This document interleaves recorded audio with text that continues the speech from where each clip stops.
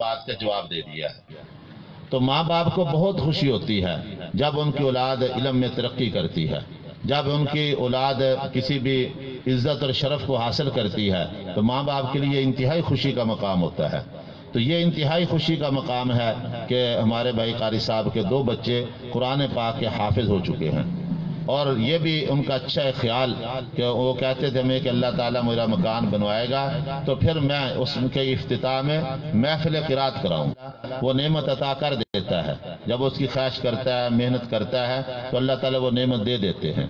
تو اللہ تعالیٰ نے ان کو یہ قرآن پاک کی نعمت دی، آگے ان کی اولاد کو بھی اللہ تعالیٰ نے اس قرآن پاک کی نعمت سے نواز دیا۔ تو میری آپ کی بھی یہ کوشش ہونی چاہیے کہ ہم بھی اس قرآن پاک کو پڑھیں،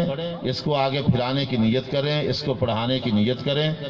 قرآن پاک انسان کو عزت دیتا ہے، قرآن پاک دنیا میں بھی انسان کو عزت دیتا ہے، آخرت میں بھی یہ قرآن پاک انسان کو عزت دیتا ہے۔ نبی اکرم صلی اللہ علیہ وسلم نے فرمایا خیرکم من تعلم القرآن وعلمہ، کہ تم میں سے بہترین شخص وہ ہے جو قرآن پاک کو پڑھتا اور پڑھاتا ہے۔ ہمارے استاد جی رحم اللہ جن سے قرآن پاک حفظ کیا، ہم نے کئی ساتھیوں نے نام سنا ہوگا، نہیں تو ہم جتنے یہاں اسٹیج پہ بیٹھے ہیں تو ہمارے استاد جی کے بیٹے تشریف فرمائے ہیں، حضرت استاد مکرم قاری محمد صدیق سے رحم اللہ۔ استاد جی نے بھی قرآن پاک انہی استادوں سے حفظ کیا،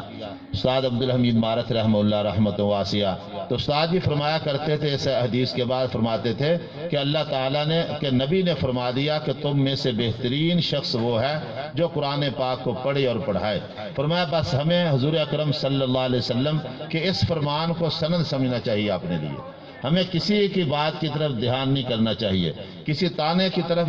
توجہ نہیں کرنی چاہیے کہ یہ جی مولوی بن جائے گا، یہ ملا بن جائے گا۔ فرمایا کہ نبی پاک صلی اللہ علیہ وسلم خیرکم کی سند دے چکے ہیں کہ بہترین انسان وہ ہے جو قرآن پاک کے ساتھ لگ جاتا ہے، جو قرآن پاک کے ساتھ لگ جاتا ہے۔ اور حقیقت یہ ہے کہ جو شخص قرآن پاک میں، ہم میں سے جو شخص بھی قرآن پاک کے ساتھ لگ جائے گا، قرآن پاک کو اپنے سینے میں بٹھا لے گا، وہ شخص دنیا سے جائے گا نہیں۔ وہ مر بھی جائے گا تو مت سمجھے وہ دنیا سے جائے گا، اس کا دنیا میں نام رہے گا، اس کا دنیا میں کام رہے گا، اور وہ گویا دنیا سے ابھی بھی کمائی کر رہا ہے، ابھی بھی کمائی کر رہا ہے۔ جس نے کسی کو قرآن پاک پڑھا دیا، آگے اس کے شاگرد پڑھ رہے ہیں، پڑھا رہے ہیں، پڑھا رہے ہیں، پڑھا رہے ہیں، اور اس کا وہ خزانہ، اس کا وہ سلسلہ سارے کا سارا جاری ہے۔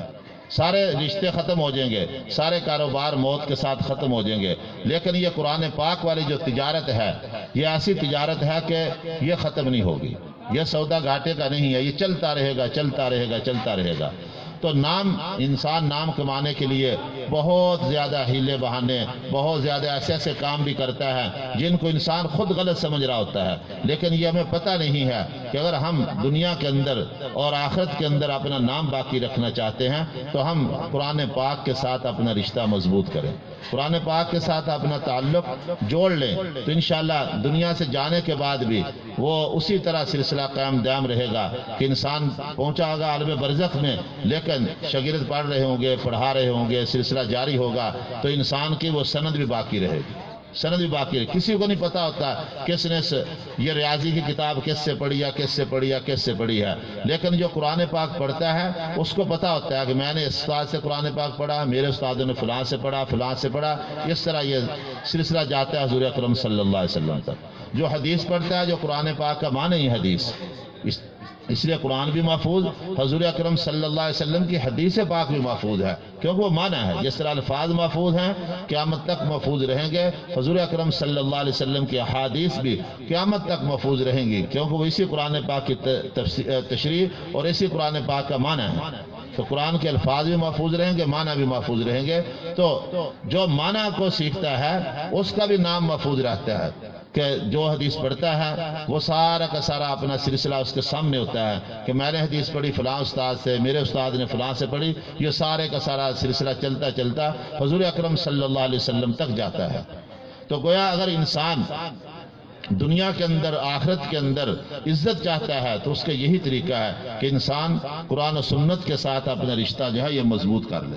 انسان کی زندگی محفوظ ہو جاتی ہے جب قرآن پاک کے ساتھ انسان کا تعلق ہو جاتا ہے، تو انسان کی زندگی محفوظ ہو جاتی ہے۔ کئی لوگ یہ بتاتے ہیں کہ ہم لا علاج امراض کے اندر مبتلا تھے، تو تو لیکن جب قرآن پاک کی تلاوت کرنی شروع کر دی تو ہمارا بالکل ہماری صحت ٹھیک ہوگی.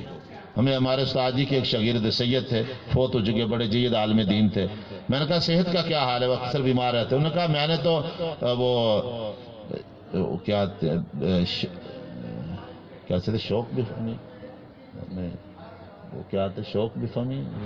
فمی بھی شوقین، ہاں فمی بھی شوقین جو الفاظ ہیں جو حضور اکرم صلی اللہ علیہ وسلم نے ایک صحابی رضی اللہ عنہ پوچھنے پر منزل متعین ان کی کر دی کہ اتنا قرآن پاک پڑھو. تو مجھے کہنے لگے میں نے فمی بھی شوقین کی طرز پہ قرآن پاک پڑھنا شروع کر دیا ہے، ساری دعائیں چھوڑ دی، اللہ تعالیٰ مجھے صحت عطا فرما دی. وَنُنَزِّلُ مِنَ الْقُرْآنِ مَا هُوَ شِفَاءٌ وَرَحْمَةٌ لِّلْمُؤْمِنِينَ. اللہ خود فرماتے ہیں یہ قرآن پاک شفا ہے، شفاء لما فی الصدور، جو دلوں کے روگ ہیں ان کے لیے بھی شفا ہے، جو جسم کی بیماریاں ہیں ان کے لیے بھی قرآن پاک شفا ہے. تو اگر میں اور آپ چاہتے ہیں کہ ہم ہر طرح سے محفوظ رہیں، ہماری ہر طرح سے عزت رہے، تو اس کا طریقہ یہی ہے کہ ہم قرآن پاک کے ساتھ اپنا تعلق جوڑ لیں، قرآن پاک کی تلاوت کو حرز جاں بنائیں. اللہ تعالیٰ مجھے اور آپ سب حضرات کو عمل کی توفیق عطا فرمائے. مائک کھول پہلا. ابھی ان حفاظ کرام کی دستار بندی کا سلسلہ ہوگا.